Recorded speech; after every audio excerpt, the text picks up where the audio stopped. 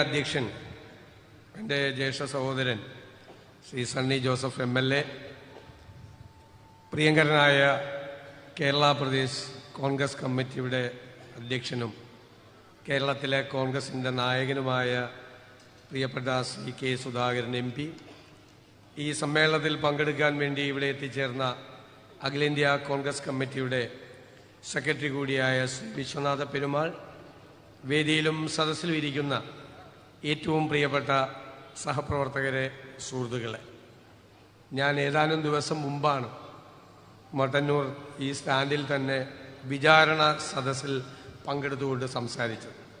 അതുകൊണ്ട് ദീർഘമായ ഒരു പ്രസംഗത്തിലേക്കൊന്നും പോകുന്നില്ല. ഇത് പ്രസിഡന്റ് ഇവിടെ സൂചിപ്പിച്ചതുപോലെ വളരെ നിർണായകമായ ഒരു ലോക്സഭാ തെരഞ്ഞെടുപ്പിന് മുൻപിൽ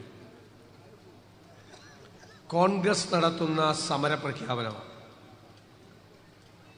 ദേശീയ തലത്തിൽ അധികാരത്തിലിരിക്കുന്ന സംഘപരിവാർ ശക്തികൾക്കെതിരായി കേരളത്തെ തകർത്തുകൊണ്ടിരിക്കുന്ന പിണറായി സർക്കാരിനെതിരായി ഇവരുടെ യഥാർത്ഥ മുഖം ജനങ്ങളുടെ മുന്നിൽ അവതരിപ്പിക്കുന്നതിന് വേണ്ടി നടത്തുന്ന സമര തന്നെയാണ് ഈ സമരാഗ്നി ജാഥ. നമുക്കറിയാം, നമ്മുടെ രാജ്യത്തിൻ്റെ മഹിതമായ പാരമ്പര്യം, നമ്മുടെ ദേശീയ പ്രസ്ഥാനം മഹാത്മാഗാന്ധിയും പണ്ഡിറ്റ് ജവഹർലാൽ നെഹ്റുവും രവീന്ദ്രനാഥ ടാഗോറും എല്ലാം ഉൾപ്പെട്ട ലോകം മുഴുവൻ അസൂയയോടുകൂടി നോക്കിക്കണ്ട ദേശീയ പ്രസ്ഥാനത്തിന്റെ പാരമ്പര്യം. ജനാധിപത്യം, മതേതരത്വം, സോഷ്യലിസം എന്ന വാക്കുകൾ ആകാശത്ത് നിന്ന് പൊട്ടി വീണ വാക്കുകളല്ല. അറിയപ്പെടുന്നവരും അറിയപ്പെടാത്തവരുമായ സ്വാതന്ത്ര്യ സമര സേനാനികൾ അവരുടെ ചോരയിൽ എഴുതി വെച്ച വാക്കുകളാണ്. ഈ രാജ്യം ദേശീയ പ്രസ്ഥാനത്തിന്റെ തുടർച്ചയായി അതിന്റെ ഉൽപ്പന്നമായ ഒരു ഭരണഘടന ഉണ്ടാക്കിയപ്പോൾ ഒരു ഭരണഘടന ഉണ്ടാക്കിയപ്പോൾ ആ ഭരണഘടന ഈ രാജ്യത്തെ ജനങ്ങൾക്ക് നൽകുന്ന ഒരു ഉറപ്പുണ്ട്. നമ്മുടെ മൗലികമായ അവകാശങ്ങൾ, റൈറ്റ് ടു ലിവ് എന്നാണ് ആർട്ടിക്കിൾ 21 പറയുന്നത്. ഭരണഘടനയുടെ 21-ാം വകുപ്പ്, ജീവിക്കാനുള്ള അവകാശം. ഞാൻ പറയാറുള്ളത് അത് റൈറ്റ് ടു ലിവ് എന്ന് മാത്രമല്ല, right to live with dignity എന്നാണ് അതിന്റെ അർത്ഥം. ആത്മാഭിമാനത്തോടെ തല ഉയർത്തിക്കൊണ്ട് നമ്മുടെ നാട്ടിൽ ജീവിക്കാനുള്ള എല്ലാ പൗരന്മാരുടെയും അവകാശം. അതാരുടെയും ഔദാര്യമല്ല. നമ്മൾ സമരം ചെയ്ത് നമ്മുടെ പിന്തലമുറക്കാർ അവരുടെ ചോര ഈ മണ്ണിൽ വീഴ്ത്തി അവര് നമുക്ക് വാങ്ങിച്ചു തന്ന സ്വാതന്ത്ര്യത്തിന്റെ അർത്ഥമാണത്. ഇവിടെ ഒരു ഭരണകൂടം അധികാരത്തിൽ വന്ന് ജനങ്ങളെ ഭിന്നിപ്പിക്കാനുള്ള വിദ്വേഷത്തിന്റെ പ്രചരണം നടത്തുന്നു. അവര് ജാതിയും മതവും ആയുധവുമാക്കി ഈ ഒരു ബഹുസ്വര സമൂഹത്തെ, നമ്മുടെ ഇന്ത്യ എന്നുള്ള ആശയത്തെ അവര് തകർക്കാൻ ശ്രമിക്കുന്നു. അവര് മതത്തെയും രാഷ്ട്രീയത്തെയും കൂട്ടിക്കലർത്തുന്നു. രാമൻ നമുക്ക് ആരാധ്യനായ ദൈവമാണ് ഹിന്ദുക്കൾക്ക്, അല്ലേ? ആ രാമനെ വരെ രാഷ്ട്രീയമായി ആയുധമാക്കുന്നു. അതിന്റെ പേരിൽ ഭിന്നിപ്പുണ്ടാക്കാൻ അവര് വെല്ലുവിളിക്കുന്നു. ഒരു ക്ഷേത്രം പണിത് കഴിഞ്ഞപ്പോൾ ഇനി എല്ലാ പള്ളികളും പൊളിക്കുമെന്നാണ് പറയുന്നത്. പള്ളി പൊളിച്ച് ക്ഷേത്രങ്ങൾ ഉണ്ടാക്കാനുള്ള ശ്രമം. അത് കേട്ട് കേരളത്തിലെ BJP-ക്കാരും തൃശ്ശൂരിലെ ക്രിസ്ത്യൻ പള്ളിയും പൊളിക്കുമെന്നാണ് പറയുന്നത്. രാജ്യത്തെല്ലായിടത്തും ക്രൈസ്തവർക്ക് നേരെ ആക്രമണം നടന്നു. 2200-ലധികം ആക്രമണങ്ങൾ. ക്രിസ്മസ് ആരാധനകൾ പോലും തടസ്സപ്പെട്ടു. നിരവധി വൈദിക ശ്രേഷ്ഠരും പാസ്റ്റർമാരും ജയിലുകളിലാണ്. അവരെ ആക്രമിച്ചെന്ന് പറഞ്ഞ് പരാതിയായി അവർ പോലീസ് സ്റ്റേഷനിൽ പോയാൽ പരാതി പറയുന്ന ക്രൈസ്തവരെ ജയിലിലാക്കും. മണിപ്പൂരിൽ 254 ക്രൈസ്തവ ദേവാലയങ്ങളാണ് കത്തിച്ചു കളഞ്ഞു. മതസ്ഥാപനങ്ങൾ തകർത്തു. ഞങ്ങൾ മതി, വേറാരും ഈ രാജ്യത്ത് വേണ്ട ഞാൻ പറയും, ഇവരാണ് ഹൈന്ദവരുടെ ഏറ്റവും വലിയ ശത്രുക്കൾ. നമ്മൾ തോളോട് തോളൊരുമി ജീവിക്കുന്നവരാണ് നമ്മുടെ നാട്ടിൽ. ആ നമുക്കിടയിൽ ഭിന്നിപ്പുണ്ടാക്കി അതിൽ നിന്ന് രാഷ്ട്രീയ മുതലെടുപ്പ് നടത്താൻ അവർ ശ്രമിക്കുന്നു.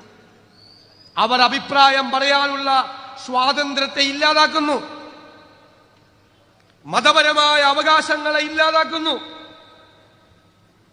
ഇന്ത്യയുടെ മതേതരത്വം എന്ന് പറയുന്നത് എല്ലാ മതങ്ങളെയും ചേർത്ത് പിടിക്കുന്ന മഹത്തായ ഒരാശയമാണ്. ജനാധിപത്യം നിങ്ങളോട് വിയോജിക്കാനുള്ള ഒരാളുടെ അഭിപ്രായത്തെ, നിങ്ങൾക്ക് വിയോജിപ്പുണ്ടാകും, പക്ഷെ നിങ്ങളോട് വിയോജിക്കാനുള്ള മറ്റൊരാളുടെ അവകാശത്തെ ബഹുമാനിക്കുന്ന നാടാണ് ഇന്ത്യ. ആ ഇന്ത്യ എന്നുള്ള ആശയത്തിന്റെ അടിത്തറയാണ് ജനാധിപത്യവും മതേതരത്വവും സോഷ്യലിസവും. അത് തകർക്കാൻ ഇവർ ശ്രമിക്കുമ്പോൾ ഞാൻ നിങ്ങളോട് ചോദിക്കുന്നു, നമ്മളല്ലാതെ, കോൺഗ്രസ് അല്ലാതെ അതിനെ സംരക്ഷിക്കാൻ മുന്നിൽ നിന്ന് പട നയിക്കേണ്ടത് വേറെ ആരാണ്? നമ്മൾ. നമുക്കതിന് കഴിയും, നമുക്കിവരെ തോൽപ്പിക്കാൻ കഴിയും. നിങ്ങളോട് ഞാൻ പറയുന്നു, ലോക ചരിത്രം പരിശോധിച്ചാൽ എല്ലാ ഏകാധിപതികളും ഭീരുക്കളായിരുന്നു. ലോകത്തെ എവിടെയെല്ലാം ഹിറ്റ്ലറും മുസോളിനിയും സ്റ്റാലിനും അടക്കമുള്ളവരെല്ലാവരും ഭീരുക്കളായിരുന്നു. പേടിയായിരുന്നു, അവർക്കെല്ലാം ഭയമായിരുന്നു. അവർ ചെയ്തു കൂട്ടിയ അതിക്രമങ്ങൾ അവരെ വേട്ടയാടിയിരുന്നു.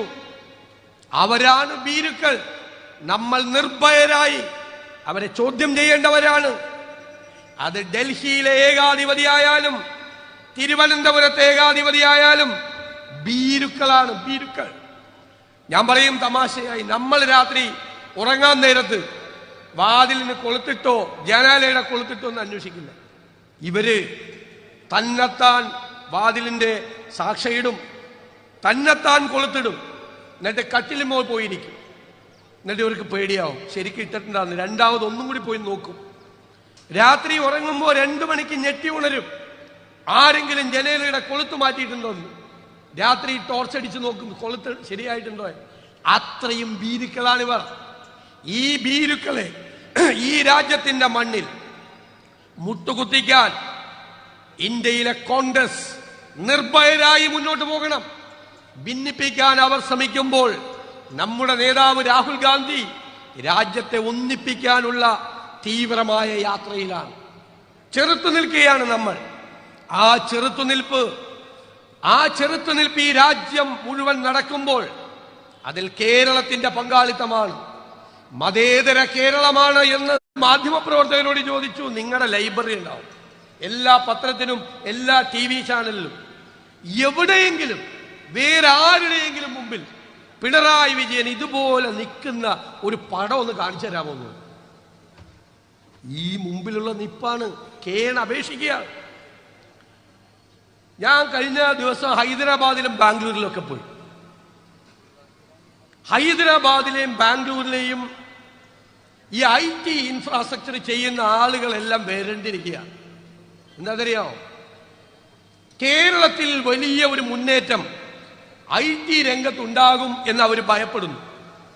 കേരളത്തിൽ IT രംഗത്തൊരു വലിയ മുന്നേറ്റം ഉണ്ടായാൽ തകരാൻ പോകുന്നത് കർണാടകത്തിലെയും ഹൈദരാബാദിലേക്കുള്ള IT സ്ഥാപനങ്ങളാണ്.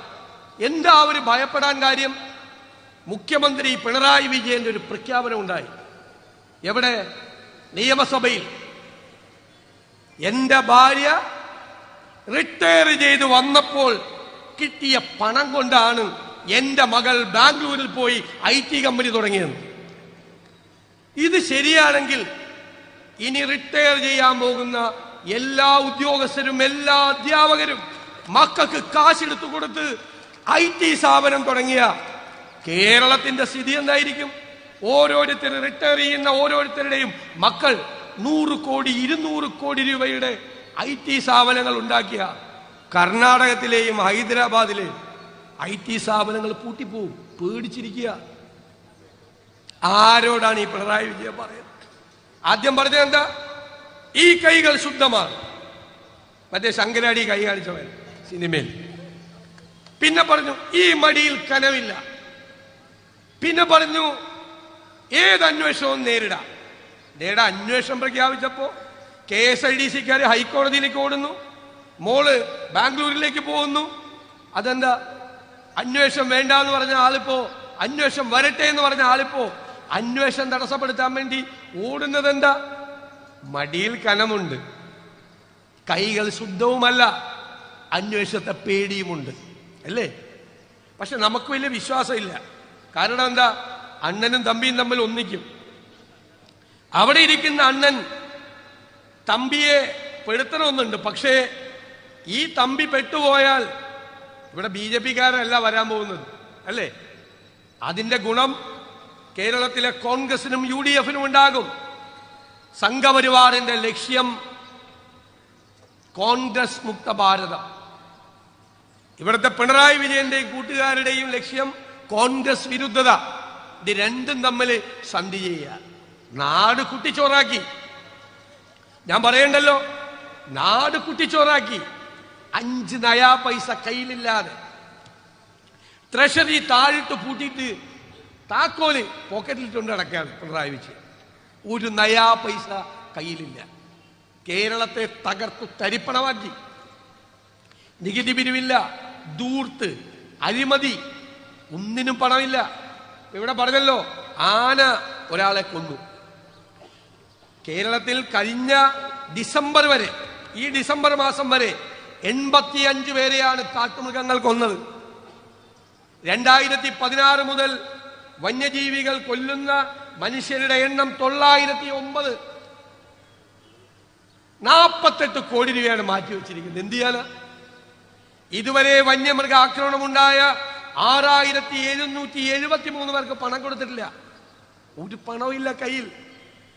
മരുന്ന് മേടിക്കാൻ പണമില്ലാതെ സാമൂഹ്യ സുരക്ഷ പെൻഷൻ കിട്ടാത്ത പാവങ്ങൾ തെരുവിലിറങ്ങിയാണ്, കരയുകയാണ്, സങ്കടങ്ങളാണ്. എവിടെ ചെന്നാലും വിഷമമാണ്, ജപ്തി നടപടികളാണ്. കൃഷിയിടങ്ങളും കിടപ്പാടങ്ങളും ജപ്തി ചെയ്യപ്പെടുകയാണ്. മനുഷ്യൻ അവന്റെ ഏറ്റവും വലിയ ദുരന്തപൂർണമായ കാലഘട്ടത്തിലൂടെ പോകുന്നു. 8 കൊല്ലം കേരളത്തിൽ അധികാരത്തിൽ ഇരുന്നിട്ട് ഈ സംസ്ഥാനത്തെ തകർത്ത് തരിപ്പണമാക്കിയ അവർക്കെതിരായി ആണ് ഈ സമരാഗ്നി. ഇതാളിപ്പടരും. കാരണം ഇത് ജനമനസ്സിലെ തീയാണ്, ജനങ്ങളുടെ ഉള്ളിലെ തീയാണ്. അതാണ് സമരാഗ്നിയായി നമ്മൾ മുന്നോട്ട് കൊണ്ടുവരുന്നത്. ഈ വരാൻ പോകുന്ന തെരഞ്ഞെടുപ്പിൽ കയ്യും മെയ്യും മറന്ന് ഇന്ത്യൻ നാഷണൽ കോൺഗ്രസിന്റെ ആശയങ്ങൾ ഉയർത്തിപ്പിടിക്കാൻ നിങ്ങൾ ഉജ്ജ്വലമായി പ്രവർത്തിക്കണം എന്ന് ഞാൻ വിനയപൂർവ്വം അഭ്യർത്ഥിക്കുന്നു. നമ്മൾ പോരാടുന്നത് ഈ നാടിന് വേണ്ടിയാണ്, നമ്മുടെ രാജ്യത്തിന് വേണ്ടിയാണ്, ഈ കേരളത്തിന് വേണ്ടിയിട്ടാണ്. ഈ ധിക്കാരികളെ, ഈ ഏകാധിപതികളെ, ഈ ഫാസിസ്റ്റുകളെ അധികാരത്തിൽ നിന്ന് താഴെ ഇറക്കുന്നതുവരെ വിശ്രമമില്ലാതെ പ്രവർത്തിക്കണം എന്ന് വിനയപൂർവ്വം നിങ്ങളോട് അഭ്യർത്ഥിച്ചുകൊണ്ട് മട്ടന്നൂരിൽ എത്തിയ നിങ്ങളെ എല്ലാവരെയും ഒരിക്കൽ കൂടി അഭിവാദ്യം ചെയ്തുകൊണ്ട് ഞാൻ എൻ്റെ വാക്കുകൾ ചുരുക്കുന്നു. നന്ദി. പ്രിയമുള്ളവരെ, നിരവധി നേതാക്കന്മാരുണ്ട്.